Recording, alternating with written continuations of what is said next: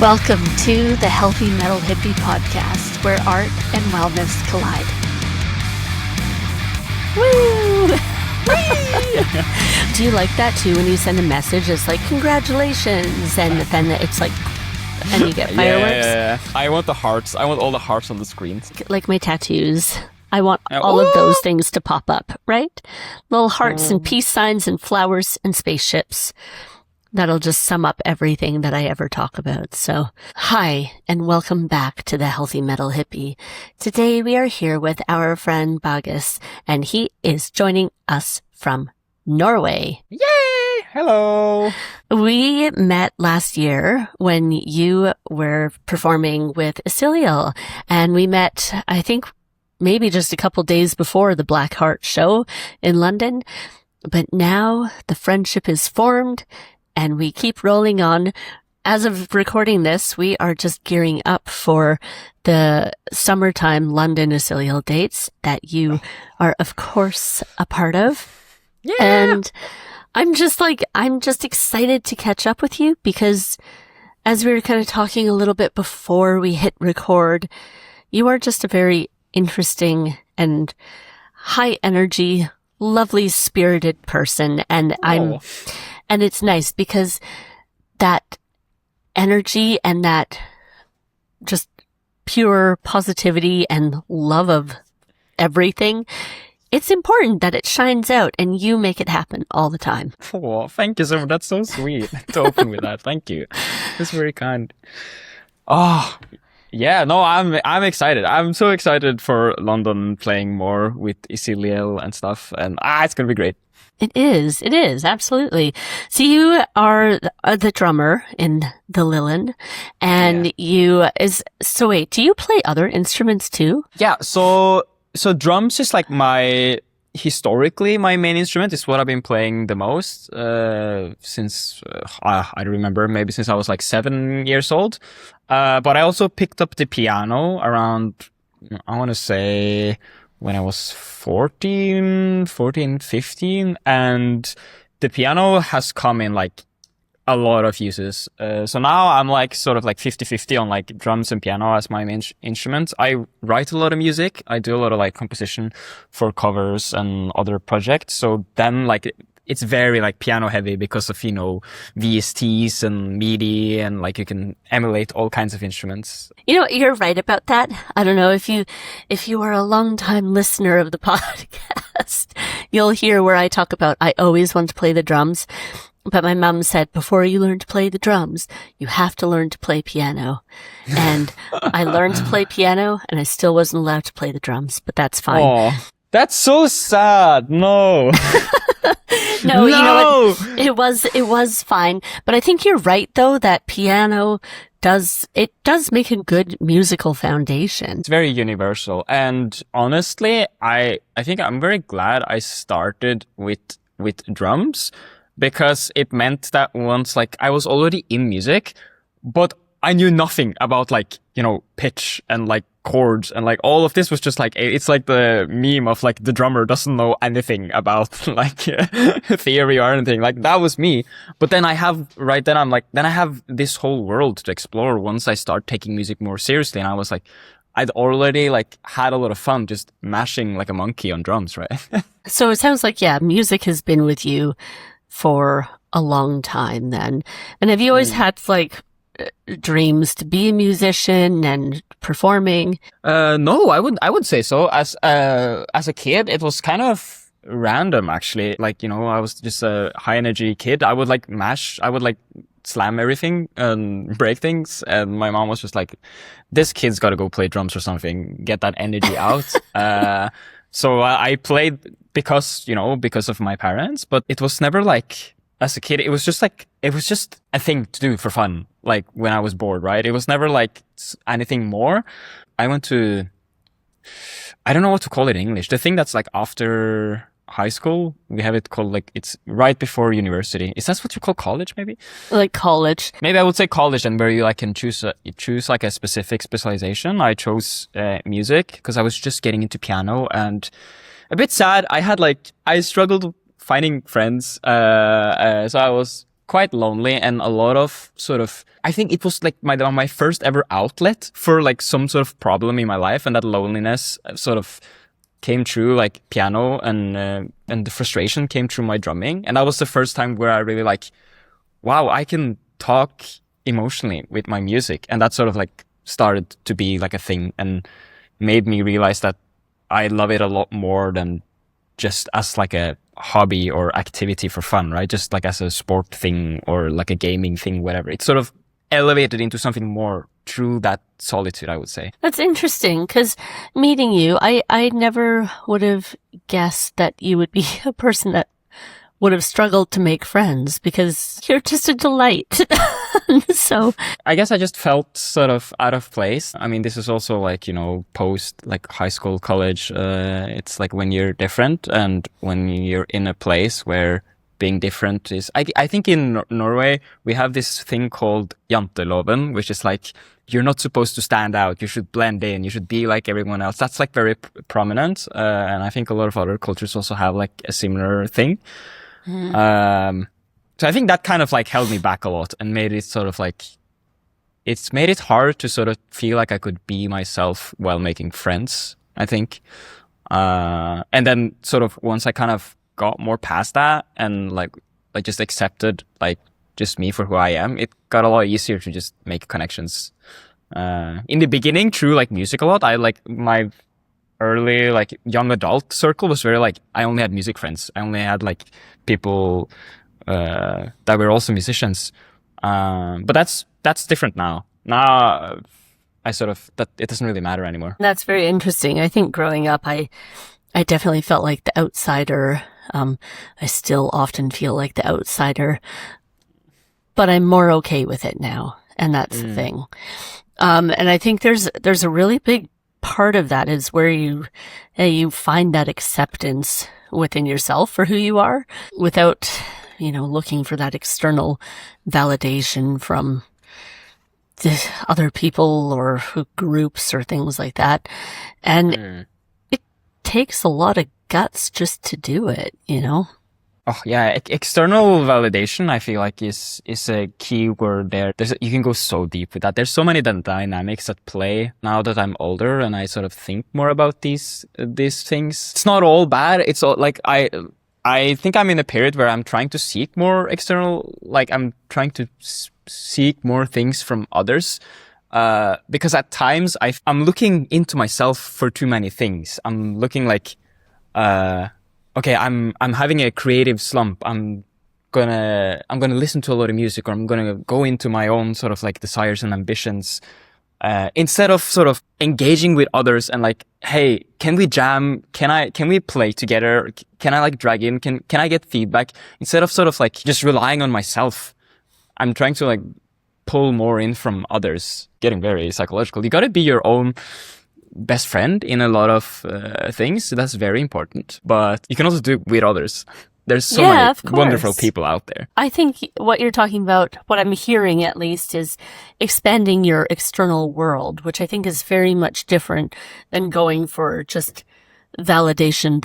Am I okay to show up like this? Am I okay to express myself in this way or that way? I think there's a difference between that external validation, asking for permission from other people, versus giving yourself permission, and then expanding your outlook to the world, because then you can draw different things in for inspiration and collaboration. I think that's very healthy. We want a big external world, right? And inviting more people into to expand your world. But permission to be yourself should come from you, and it shouldn't have to come from other people. It's like a big lesson. It's not something that's sort of like easily taught. Like, oh my God, respect to like parents for teaching people about life. I have no idea how to go about sort of. It's one thing to just say to someone that you're okay as you are, and sort of you don't necessarily have to have the approval for others. It's another thing to sort of give them the experience of actually believing in it themselves. When I went to start studying music, and I found a lot of people who I got that experience like again and again and again, no matter sort of how I behaved, no matter like I was playing air piano while walking in the hallways while listening to music. I was just by myself. I would play like air guitar because I was like trying to do Through the Fire and Flames on expert as a kid, and I couldn't get this pattern, so I would like practice this pattern. I would just walk around like this, and time and time again, people were just like, that's, you know, there's Bagus again. That's just who they are. And I got to like experience that, and sort of, I'm so glad I chose the college that I did. I love that because you do positive reinforcement by being surrounded by people that accept and show up as themselves as well. And I think that's very cool. And it shows you that it is okay. In school, I mean, I feel like I never fit with any groups. I had like a friend from a whole bunch of different groups, but I didn't have like a close circle of friends. I probably still don't, and I have all kinds of different people in my life, and I love it. But somehow in all of it, I fit in there in my own little way, right? And that's the thing. It's about celebrating you know, being a good person is like, that's what needs to be celebrated. Like I talked about the janteloven, the jante rules before, and that sort of, I guess there's a reason why we have it probably, but one like big downside is when you're sort of like muting yourself and you're trying to constantly be considerate to like others, it's just so hard to like celebrate yourself. Do you think it's changed over the years in Norway? Is it getting easier to just be yourself, or you probably see more kind of alternative people now than maybe you even did 10 years ago? It's definitely changing. I don't need to have like social studies degree to know that. I can only talk about my perspective, right, on how it's changed. And I kind of moved after my like young years were done. I started studying at the university. I moved to the capital, or I moved back. I grew up when I was very young in the capital, and then I moved out, and then I came back again to the capital. And there's just a lot more, you know, we like a lot of places we have, you know, the centralization. It's like the big city. It's like where you find all like the different more people. But one thing maybe is like style wise, like I started after my second Japan trip, started sort of being more intentional with my visual style and the clothes I wear. That is something that is still, people dress pretty boring in Norway. It's pretty rare to see like some sort of like crazy, and you see it more now, but it's Pride Month and there's like parades and stuff, and it actually makes me really happy to see people just being confident, being different. So happy Pride! Happy Pride indeed. Yeah, I noticed in districts of Japan, I don't know all the culture. I'm not like a super expert, but from my understanding, there's also this like very like societal pressure of like contributing and sort of being more of like the cog in the wheel, right? You're not supposed to like stand out. And then as a counterwave to that, some people, they just go crazy in their direction and try to be as true to themselves as possible. That's rubbed me a bit, I would say. Just thinking about Japan, I know I have a friend there, and she would always dye her hair like bright green, bright pink, all this stuff. But she'd wear a black wig to work every day. She couldn't show up otherwise, right? I think about that. I really love it, because instead of wearing the crazy color wig, she went, no, I'm going to be me, and then I can just put on this like normal person helmet. She's super cool. I love that also. When she got tattoos, I know that was a big thing, and it still has caused her a lot of problems, but sometimes you just have to dare take a chance on yourself and stand up against all those norms, right? Oh, I want to dye my hair again now. I did dye my hair for the first time as a natural color. I dyed it purple this year. I only did like half, and like kind of like, you know, it would be subtly hidden. And there's like a similar effect here as well. Like I got some comments about, oh, you're gonna soon go into the working force, and what about like what the interviewers will think, and what about prejudice and stuff? You should be careful. And I'm like, I don't care. It was fun. It was a bit scary because it was like, I'm not used to it, but it was fun. And a lot of people do that here, and it's completely fine. I've really noticed that. So like, I don't know if you knew, but I worked in insurance for a really long time, right? Oh, I didn't know. Yeah, like large construction insurance. It's so interesting because when I started, like, oh my God, I entered insurance now more than 20 years ago. But I look at, like, when I entered, it was absolutely not to like facial piercings. No way you could have any visible tattoos. No way you could have an unnatural hair color. And, in moving to London, it was even more strict. But then I started seeing people showing up with that really, that really vibrant kind of reddish pink hair dye where it's bold, it's intense, and they would show up like that. Women in their mini skirts that like, if you're lucky, they're covering their butt, or if you're unlucky, maybe, depending how you look at it. But when people have their tattoos up their arms, I worked with these people that like had like full back pieces, full sleeves, and you could see it through their dress shirts and all this stuff. As time progresses, we're just realizing like, that's okay. You can still be good at your job and have crazy colored hair or tattoos or whatever, right? Are you clean? And do you smell okay? Because that's probably what matters more in the workplace. I like seeing those changes, It's like, a positive change in the world. Like you look at the world and it's so easy to go doomer, right? And remember the positive stuff. Exactly. I mean, when I was in insurance, it was COVID where I decided the underneath of my hair, I turned it was kind of a pink color at first. It was like purple, but then I turned it blue. And now it looks like a mess as we get ready for the wedding, but it's going to be cute in a couple weeks, okay? There's beauty in the mess. But that's it. Do you know how many compliments I'm getting on like my weird sort of partially swamp colored hair? I love it. And I'm like, thank you. This is so sweet and so kind of you. Yeah. I love that it has like a gradient to it. Gradient like colors like fading from other. It's like, you get sort of the nuances between. It's so nice. That's true. And there's actually bits of it that I'm like, ooh, I'm like really obsessed with it.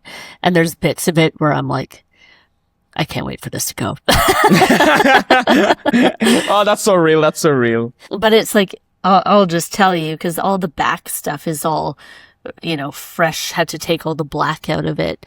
And the bits that's looking a little like swampy, greeny, and it's fine, but that's not the vibe I'm going for. So when we met up, over the Christmas holiday for another Isiliel show, we were talking a lot about fashion, actually.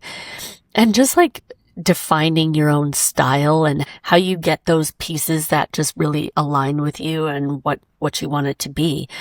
And you have impeccable style in so many ways. And first of all, like your little hearts on your, like sort of on your shoulders right now look so cute. And I love that.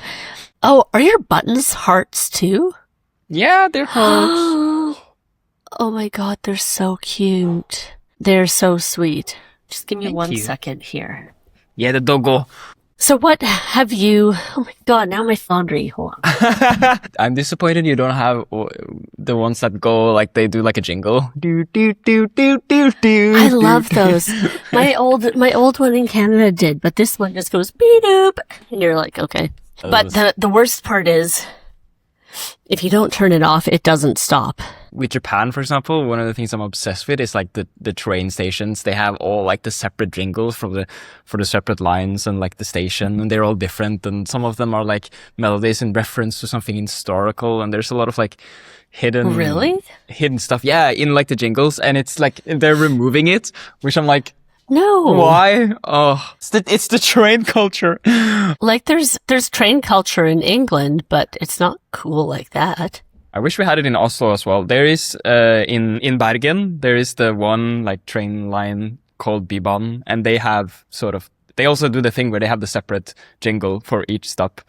And sometimes like I don't remember if the stop has connection to Edvard Grieg, but there's some of them which is like the A minor concerto, which starts like da da da da da da, like, and then it goes down. It just has the start of that phrase. I'm just like, oh, yes, beautiful. I need to take the train there. Then that's so cool. Yeah, it's called a Bybaner. Now I'm just text the British Transport Police at 61016.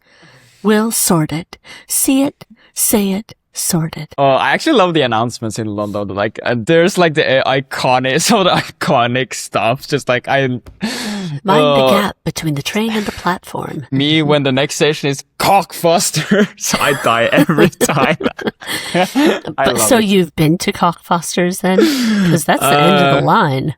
Maybe. I'm not sure. I've been a few times to London, but the subway map is just so crazy. I don't know in my head where I've not been. I'm just like, my friends are like, okay, we're gonna do something here. You're gonna come to my place. You go here. I follow maps. I go there. And then I just forget about it. My God. I love that. So I was going to say, you've been working hard on developing your own style then. And then what kind of things have you brought into it? You know, what kind of elements have you wanted to bring to it? And how did you decide how you want to present to the world? I don't think I've been very intentional with it. I've just taken inspirations from others in various. I started attaching a lot of things to my pants, like, like with, chains and stuff. And later on, a lot of like cloths. And then like I had a period where I saw someone, they used like they did the tie thing as a tie as a belt. So I started using not tie as a belt, but I used it as like, I don't know what to call it. Like, just like layering, like having it just free hanging and then stacking more and more ties. And I guess that kind of ties into, I don't do it as much anymore, but I still love, like, for example, what I'm wearing now. There's like this, sort of, I don't know what to call it, outer like thin mesh piece that is just like on the outside of the pants. I just love the idea of having something layered outside like this. So I think looks that so good. Thank you. Where's my chair? Oh, there it is.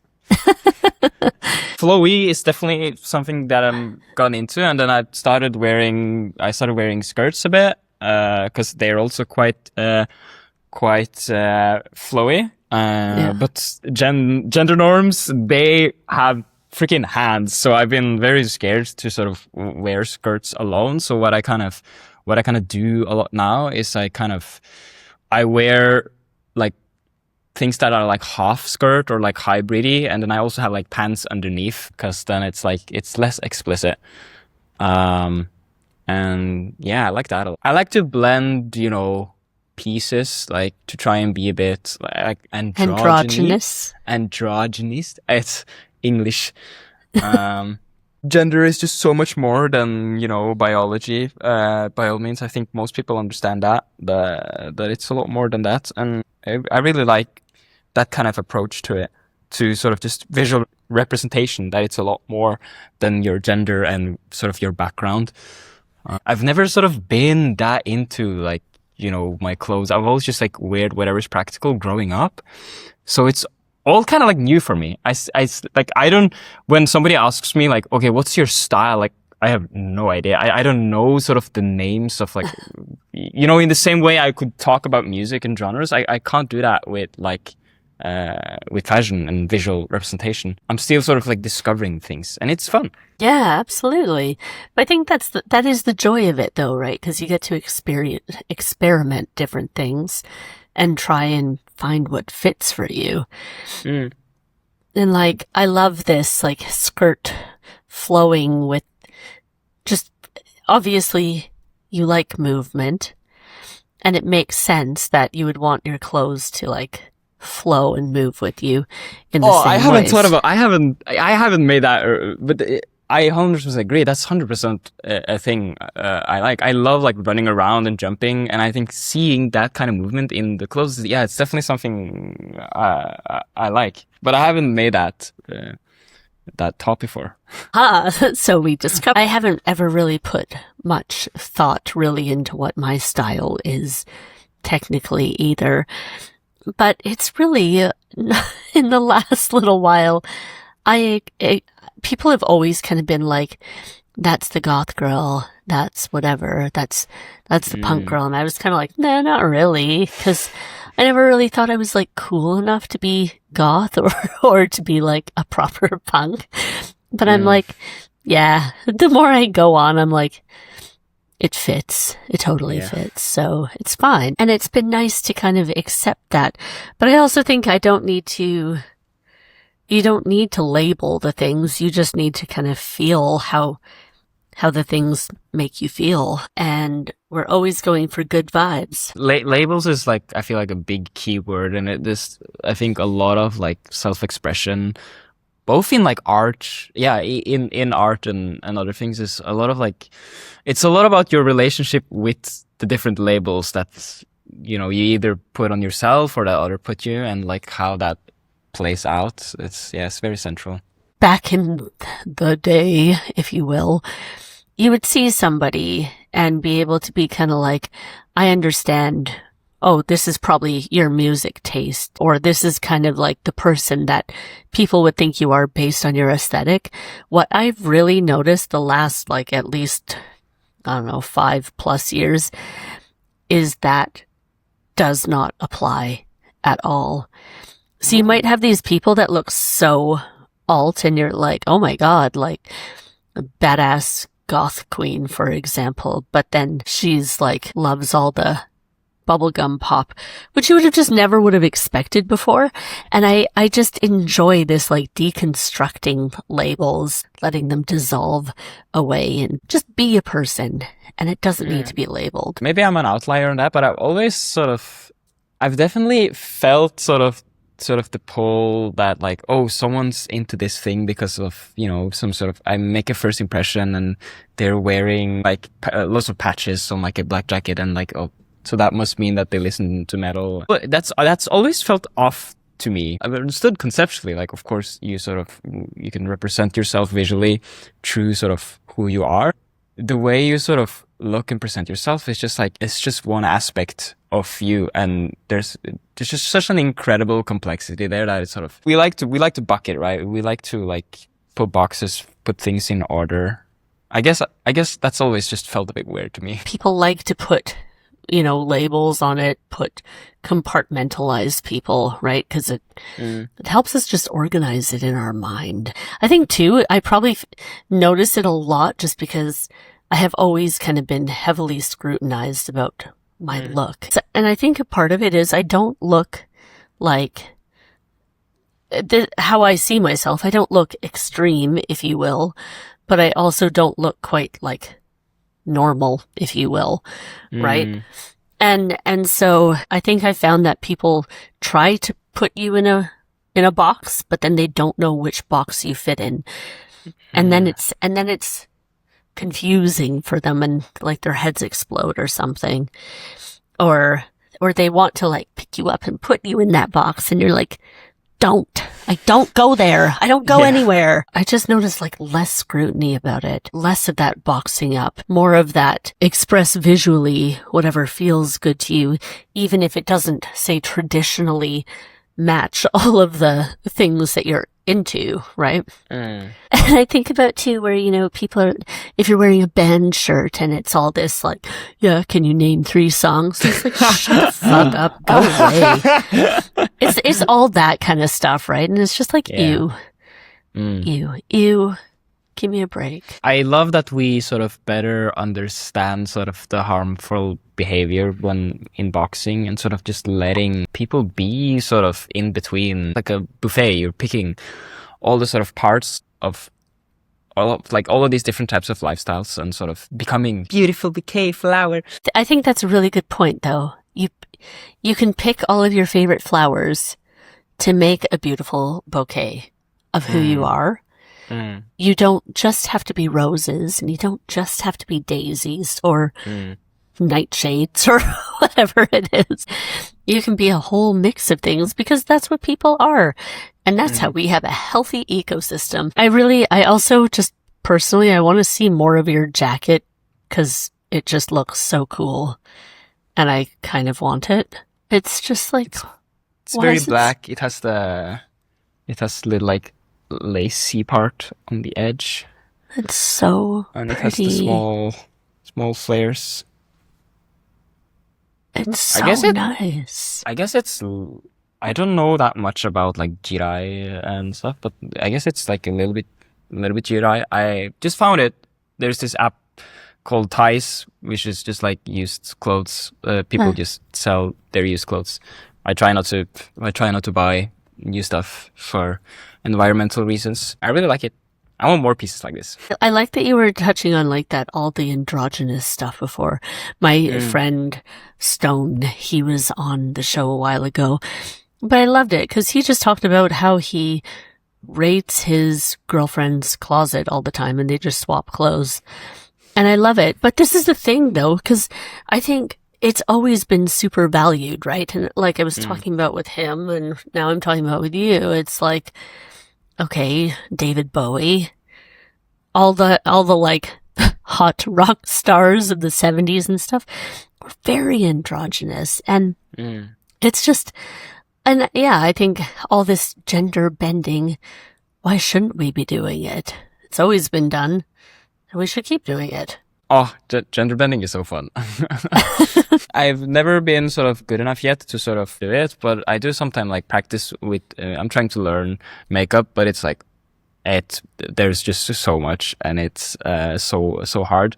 But to sort of like, you know, change the shape and sculpture and like highlight different parts to sort of like play around with that. I so wanna get better at that. It's such a skill. I have so much respect. I understand that like culturally, like that makeup started as, it comes from like a very like capitalistic thing, like very like marketing and current makeup does, but makeup's been around for thousands and thousands and thousands of years. So yeah, super capital right now, but it's not like it's a new thing about wanting to be beautiful and paint your face and express power and status and all sorts of things. I love makeup. It's a beautiful world that I have not gone deep into yet. It's easy to get into if you like YouTube tutorials are like amazing for it. Would you feel comfortable going out wearing makeup, or is that something that you feel like it would still be frowned upon? No, it wouldn't be frowned upon. I would be fine. It's just more for me, sort of this. If someone else can do the makeup on me, right? Then I'm like, lovely. I love that. I haven't built up the skill set to sort of do what I want with makeup on myself. I would say it's like a mental block. So, or like it's not a mental block, but yeah, something sort of that it's problematic. Because probably coming from like, you know, unreasonable expectations of what it should be or not be, right? Like it's whatever level you are is good enough. It's like with, you know, with music and with like composition. I remember in the beginning, I would write a lot of music, but I would never sort of want it to get out. But I was very aware that eventually I have this need to sort of get the music out. It's just not there yet. And a lot of musicians sort of get stuck never sort of putting anything out because you're always like raising that bar of like where you want to be musically, right? But yeah, most people eventually cross that bar. Yeah, and I'm sure you will too. I think, I think there's a good balance between in anything, knowing when you feel comfortable enough with your skill at it to let it out to the world, or when you're just being like kind of a psycho perfectionist. Because perfection is not a real thing. Yeah, I think you have to try and take charge yourself and decide, sort of make conscious decisions of where that bar is and how you sort of relate to that bar. Like, is it reasonable for me to wait until I am among the best in the world at makeup before I ever sort of present? That's obviously completely unreasonable. I think it's just, I think I struggle a lot with I have my feet in a lot of different things, and I can't do everything. I think a lot of people struggle with that as well. It's like, you want to do everything, and we all have time. It's just we gotta let time play it out. If you try to do everything, you do nothing. Point taken, all right. I like to do everything, and you feel struck by that? I'm like, okay, fine. Ouch, I feel attacked. But I like doing everything. Actually, I am getting good at like just not doing the things that I'm not good at and don't enjoy. And that's been tough too. Being like, I'm okay with letting this go. But one thing I know that you were telling me that you are into is you're studying in IT right now as well. Yes. Which a lot of people you said were surprised by in some ways. Yeah, so I did music before in college, and then COVID came around and just destroyed the world. And then I was going to start studying after that. And I guess there's a lot of factors at play, but yeah, a lot of people were surprised to see that I was not gonna do music at university at like a higher educational level, which I understand because like a lot of people perceive me maybe as like the music person or like the artist above all else, and I think that was still true, and it's still true to this day. It was just that I guess it's more like I had the rational sort of with the job market and sort of the music and making a living as, you know, an artist, and with sort of my specific position or opportunities, I didn't have to, like, it didn't have to sort of be like my main bread income, because I knew sort of like it's art and music is just such like ingrained in me that it's going to be there regardless. I've never had the fear of sort of losing it. I have had the fear of sort of destroying it. Maybe it sounds like the same thing, but like losing it would be like, okay, this is now a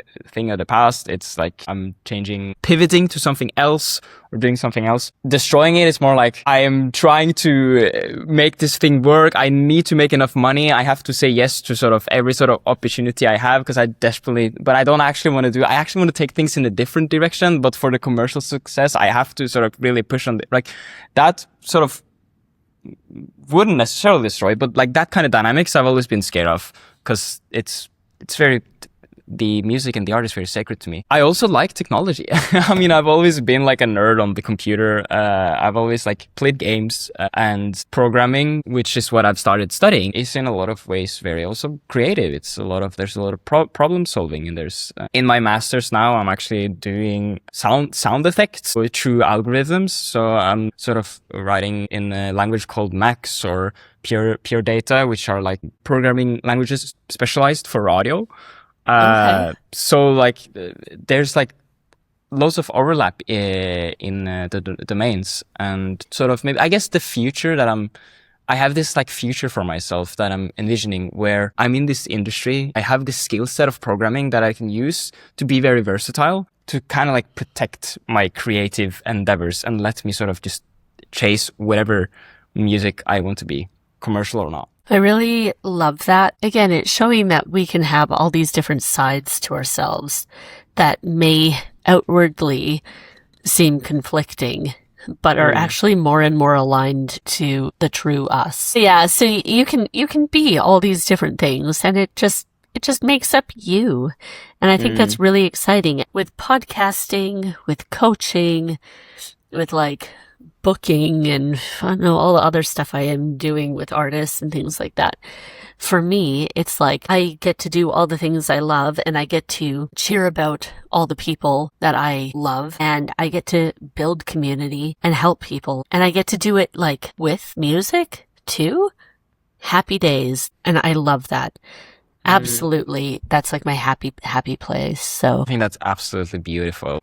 Being able to sort of contribute to some sort of sense of community. When I perform and I get to see others perform, and we get to talk about our performances and like, you know, interacting sort of with each other's art, it's one of the most sort of like purpose-filling things ever. It's like, oh, I love it. yeah, because it brings people together, and I think it helps you feel heard. You can feel lonely And then you just kind of like collect all the like-minded people together, and then everybody's happy. Exactly. Get over here. Get over here. See, you get it. And then they all come in, and then everybody's like, wow, this is amazing. And you feel like you gained a family, and you feel like you gained like just all these people that just care about you, and you're all supporting the same thing. Like, how cool is that? There's like nothing better. People building towards the same goal. So in addition to like being all metal drummer in all different ways, you also are part of the marching band, right? And I really love watching all the videos that you post of all your performances, because I just find them so interesting to watch, because I think I like the perspectives that you give and how it just looks so cool. Marching band is maybe like, that's where I sort of come from, like musically. I guess it's, it was my introduction to drums. There's a big marching band scene in Norway amongst like for the children, and especially if you look at like if you see the Constitutional Day, there's the parades, and there's just hundreds of marching bands in the entire country from all the schools. Absolute magic. I love that about Norway. It's one of my favorite things. When I was gonna do the metal drumming that is done in Isiliel, it's so technical. It's quite virtuosic, and you're in the center. And for me, very like daunting and really like scary. Because you really gotta practice a lot, and you really gotta like stand on your own feet. Whilst in marching band, where I come from, it's more like you're sort of blending in. Your role is you're just a small role in like the arrangement, and you're not as like solistic, you're not as visible. And this is a very different world. One thing I think is fun, which I like where I'm now with the marching bands. I've been in and out on quite a few marching bands throughout the years. I'm active in one band now, which is called Tveit Union, and in this particular band, there's a lot of like rigidness, and there's a lot of like, this uniformity and this like military-esque style of like marching with like position, and everything looks the same. But we've also like started like breaking out from that and doing like the bands that typically do like the showy stuff where, like you're swinging your body, you're like dancing and stuff. And I've also been sort of given a lot of space to sort of break out of this structure, and then just like go ballistic, just go crazy, and then just do max energy, max showing, just jump around, play a lot of stuff, and then go back into sort of this, into the structure, into the play less again, play more with everyone else. I really enjoy that dynamic. It's sort of accepting how you can be. Maybe it reminds me of the wig, your friend that we talked about earlier, where it's sort of representing this. You can be yourself and sort of have these kind of wildly different sort of energies, and then still kind of survive and be content, with everyone else, in a very rigid structure. They can sort of like coexist. The fact that you have those two sides, or more than two sides, it doesn't mean you're a good person or a bad person. No, and it doesn't not. mean that you fit less or that you fit more. It's just this perfect like synergy. We need all those conflicting pieces, I think. And for me, just the fact that I sort of see this dynamic in this marching band, I see that there, like for me personally, there is a story of like rigid structure and then individuality that sort of gives me a lot. I have to choose away a lot of creative projects in the process of sort of protecting how much time I'm able to put into things. Looking for these kind of dynamics is very important to me. And I think that once you dig down more and look for more, and you find more of those opportunities that you really want, and the things that you really want to focus will keep opening up. So what's next for you then? Anything coming up that we should be watching out for? other than the Ooh. London shows, which will probably be actually past by the time this comes out. But There's this one creative project. I'm very into Vocaloids, if you know about Vocaloid music. I'm quite into this. I've done a lot of vocal synth covers in the past, just like on YouTube. But I've seen some people do like fan concert shows. There's like an official Hatsune Miku like live show called Magical Mirai, or and then there's Miku Expo overseas. But there's a lot of people who do like fan versions of this. And I've been sort of really wanting to take a shot at doing something like that live, but with my sort of arrangement style of doing vocals, like doing vocal synth music. It's a lot more than just a genre. It's like, I don't know how to describe it. It's like it's a culture. It's like a subculture in the music. And I have an approach to it that I sort of want to explore more. And I think doing live shows with that concept, not just like posting covers online, I think is going to potentially let me explore that. But I haven't sort of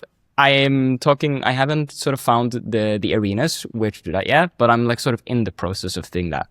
So that's probably what's going to be like artistically, it's like going to be like my next focus. that's so cool, though. I am really excited to see that then. Because I think it's going to be a like challenge. the perfect person for it, though. Oh yeah, thank you. It's going to be a big challenge, and I think this is the first time I am doing some sort of artistic project where I'm like, I have to bring in people. I have to sort of I can't do it all alone, because there's a lot of technical. I am reasonably technical. I do a lot, when I play with like tracks and when I do recording stuff in like home studios, I can do a lot of it myself.